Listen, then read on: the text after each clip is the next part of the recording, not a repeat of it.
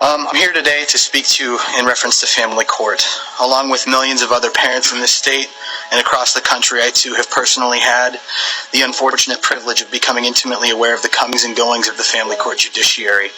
I can attest firsthand that there is not a single article of the United States Constitution that is not routinely violated in family court.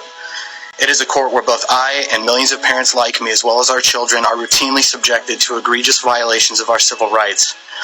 I had my 11-month-old baby boy kidnapped and abducted from me by unjustifiable and unconstitutional state intervention, despite the fact that I had never committed or been convicted of any crime or abuse.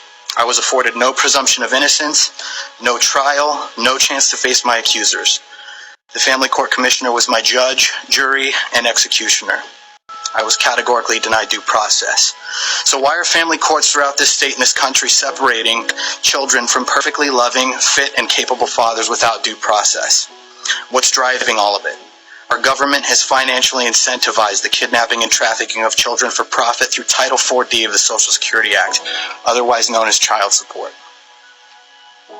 Shocked and stupefied are not strong enough terms to describe my state of mind when I found out that the entire judiciary in California, including this council, are under contract with the executive branch agencies to help assist with enforcing Title 4D in exchange for federal incentive funds.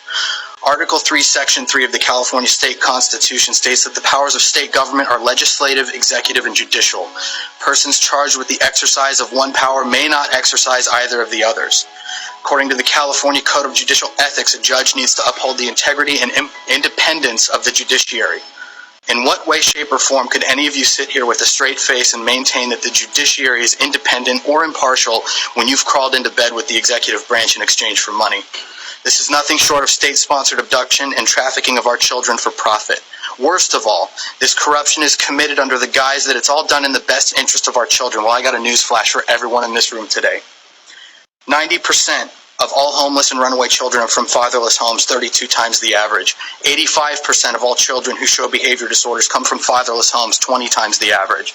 80% of rapists with anger problems come from fatherless homes, 14 times the average. 71% of all high school dropouts come from fatherless homes, 9 times the average. So when the family courts tell us that you're taking our children away from fathers and driving those fathers into poverty through the racketeering and extortion activities of Title 4D, that it's all done in our child's best interest, excuse me when I say I don't know what the hell any of you are talking about. I'd like to leave you guys with a quote. The state must declare the child to be the most precious treasure of the people. As long as the government is perceived as working for the benefit of the children, the people will happily endure almost any curtailment of liberty and almost any deprivation. Adolf Hitler. Thank you. Dad on Fire.